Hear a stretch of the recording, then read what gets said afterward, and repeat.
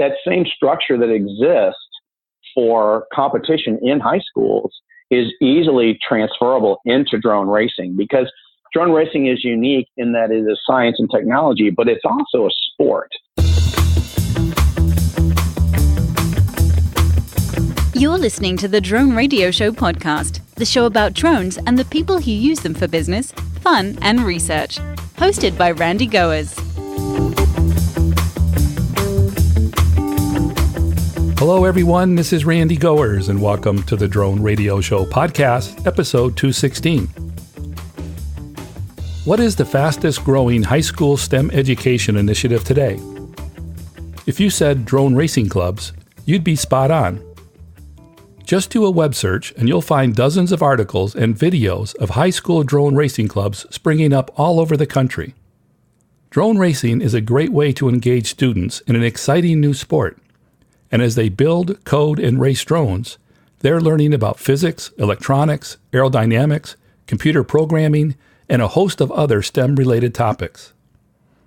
To help explore this trend, I turned to Ron Poynter, president of OnPoynt Drone Solutions, the nation's leading supplier of drone education kits and training for STEM education.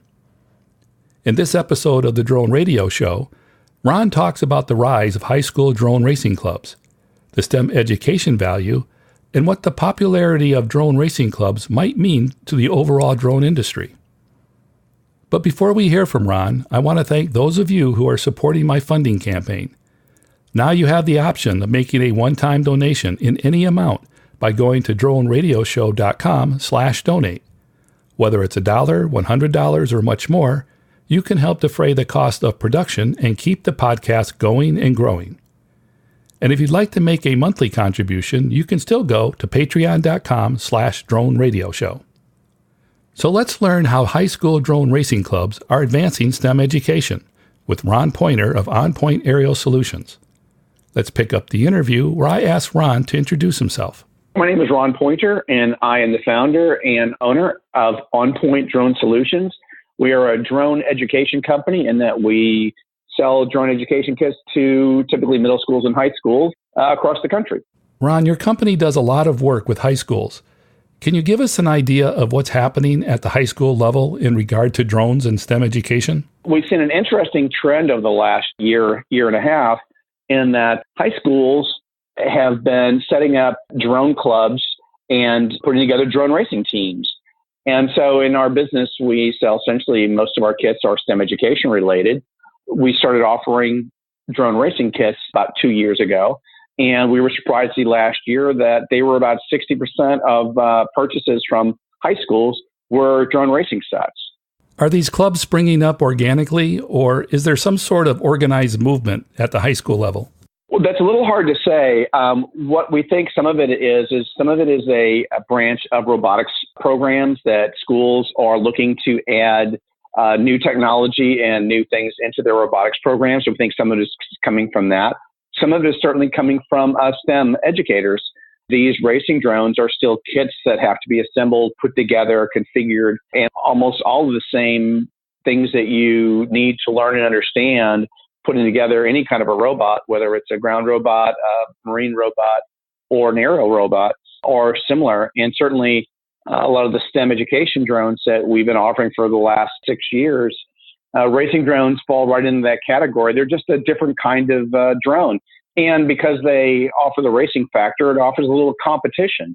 And there's nothing like a little competition to get things fired up. Who's joining the clubs, and how do they stack up against the traditional robotics clubs? I think they're a little smaller than the conventional robotics programs because the conventional robotics programs have been around for so much longer. Typically, where we're seeing drone clubs and drone racing clubs in high schools and in universities, for that matter, is where you've got a stronger sense of innovation, where you've got educators, teachers, professors that are more forward-thinking in that they want to bring in new technology for a couple of reasons. One, they want to bring it in to show it off to their students to see what capabilities or possibilities are for them from a career standpoint, but also to get them excited about electronics, about robotics, and some of the other related technologies and career fields that come from these things. How does one go about starting a high school drone club? Well, so there's a couple of things that are really important to have to set up a drone club. First of all, you have to have a teacher or faculty member who really has to take some ownership, has to really want to do it, because they end up being the continuity as students move through the grades, through high school, and then even through universities. There has to be some kind of consistency there of someone who understands it and can help. So a good instructor, educator is really important.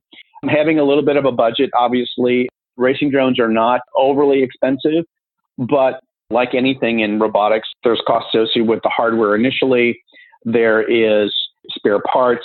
One of the big differences in flying robots versus ground robots is when you're flying robots around, they're going to typically crash into something as the students are learning to fly and learning to maneuver.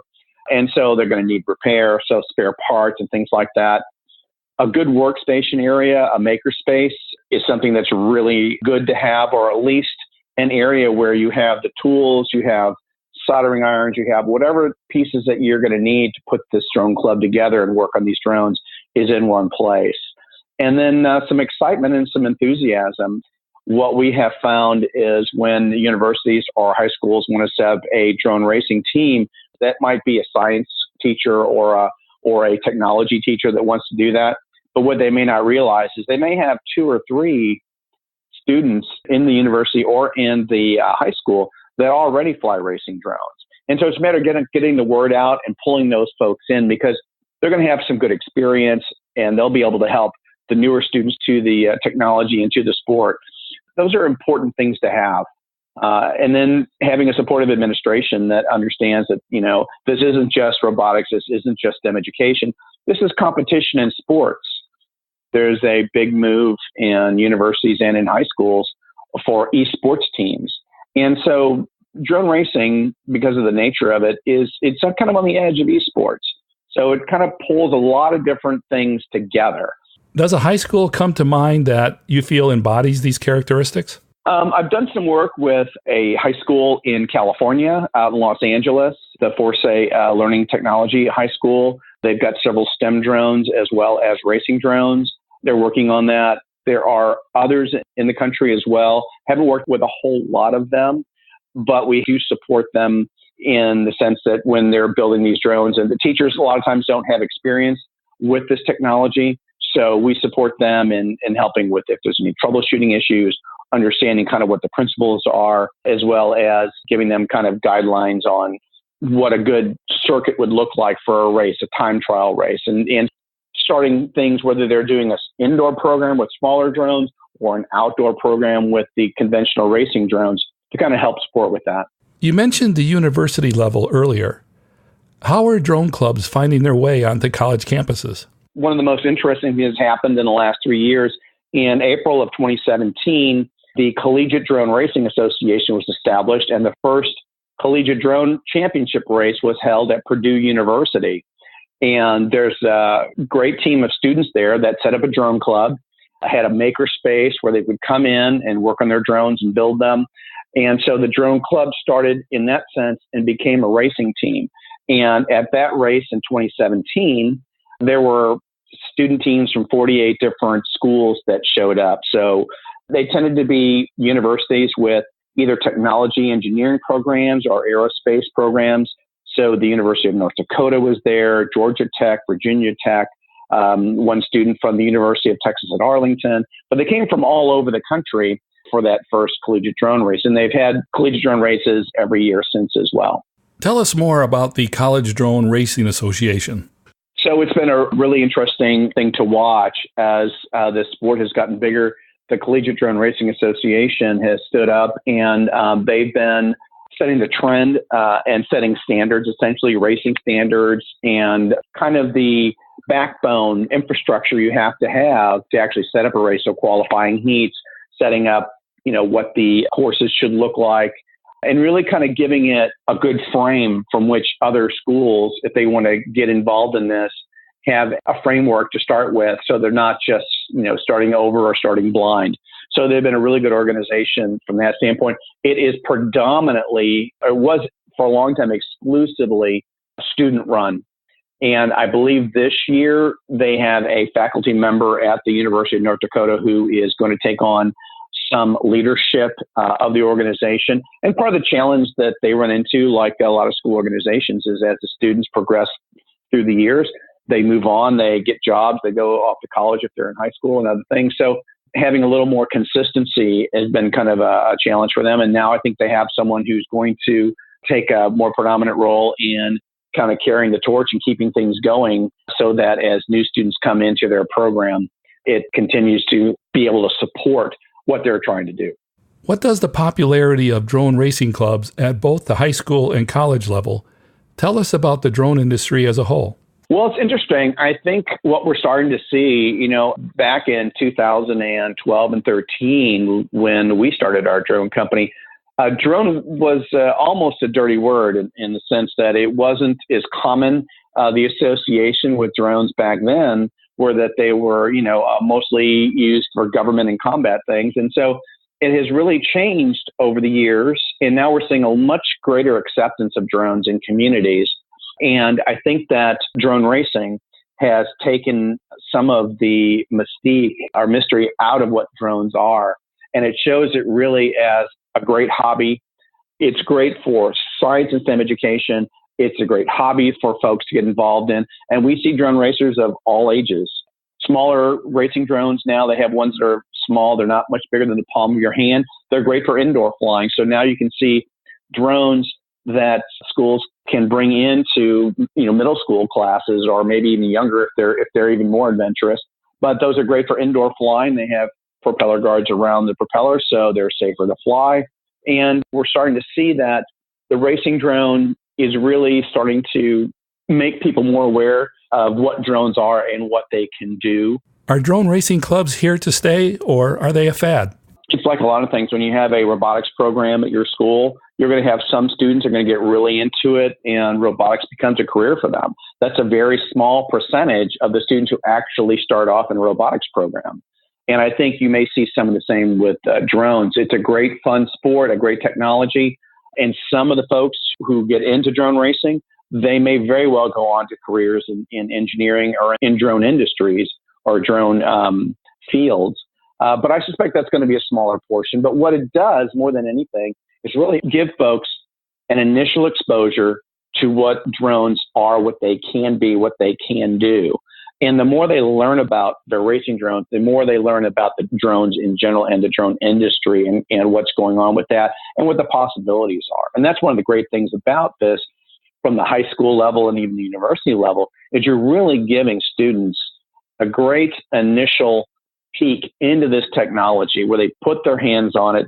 The drone sets, the ones that we provide, they're kits. The students have to build them and put them together. They have to configure the flight controllers, which is done through software. So there's a hardware part of it they have to learn. There's a software part of it they have to learn. And then they have to learn to operate. And so there's many phases they go through as they learn to do this.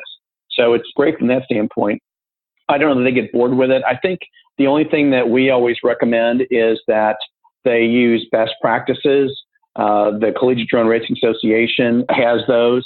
Other organizations, community-based organizations, have what they call best practices.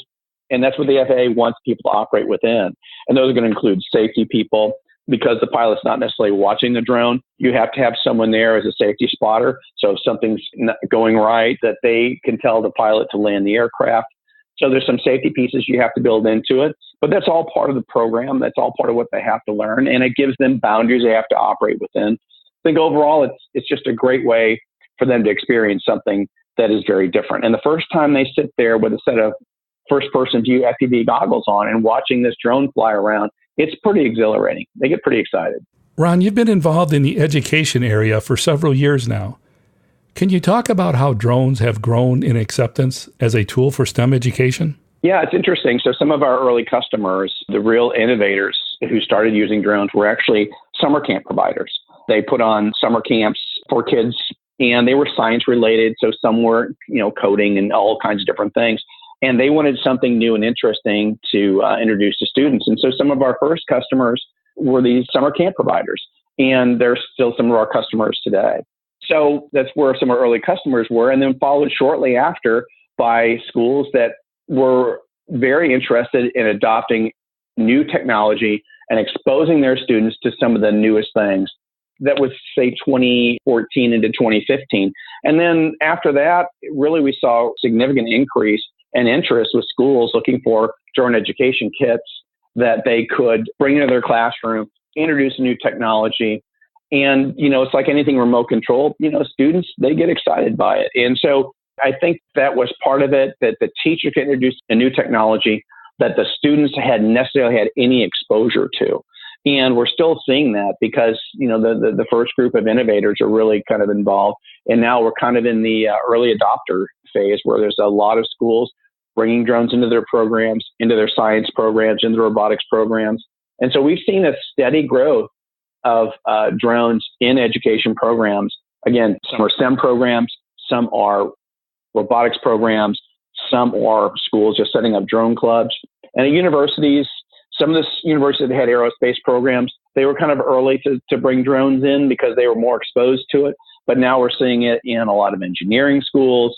The University of Texas at Dallas, which is located very close to where we are, they're setting up a drone club and hope to put on a drone racing event in the fall of 2019, with possibly putting on the collegiate drone race at their campus at UT Dallas in the spring of 2020. So a lot of growth we've seen, and it just started with a trickle, and now it's a pretty steady faucet flow. Ron, is there anything that we missed that we should talk about? They start off when they put their teams together, they're racing each other. But the next obvious step is going to be that they want to race, the school down the block that has a drone racing team as well. So what we're starting to see is, and what we're promoting is that the schools that get and set up drone racing teams, we want to set up a process, set up a structure where there's invitational meets where the drone racing team from Berkner High School puts on a challenge to the drone racing team at the J.J. Pierce High School. And so that these two teams come together, once a year or twice a year and put on a race and compete with each other. And so you'll see regional races, and they might become district-wide races, between high schools, which become regional between several, school districts in an area, and may become state and even national. So I think that same structure that exists for competition in high schools is easily transferable into drone racing, because drone racing is unique in that it is science and technology, but it's also a sport. And so I think we're starting to see some of that competition in esports between schools, more at the university level. But I think that we'll see the same thing happening with drone racing teams. As schools set up and their teams get better, they'll want to put on a race between different schools. The universities have the championship, and it is still a new sport at that level. But there's a lot more high schools in one particular, urban area, let's say, that could easily have drone racing teams that would love to compete with each other. Do you think that one day high schools will offer a letter for drone sports? Well, I hope so. One with propellers on it. That's it for episode 216 of the Drone Radio Show. I hope you enjoyed hearing from Ron Poynter of OnPoynt Aerial Solutions and learning about high school drone racing clubs. I want to thank Ron for taking the time to speak with me. If you want to learn more about starting a high school drone club or want to connect with Ron, check out the webpage at onpoynt.com, and it's spelled ONPOYNT. If you like the Drone Radio Show, please consider supporting the podcast with a small donation. The content is always free, but for as little as $1, you can help defray the costs of production.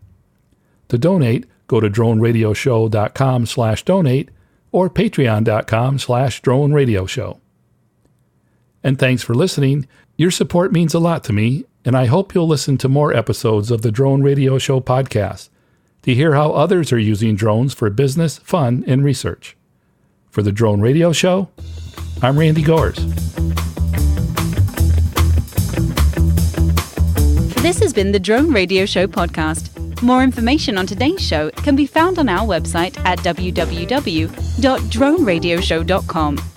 If you're using drone technology for business, fun, or research and would like to share your experience on the show, please visit our website and fill out a guest appearance application. And don't forget to follow us on your favorite social media channels.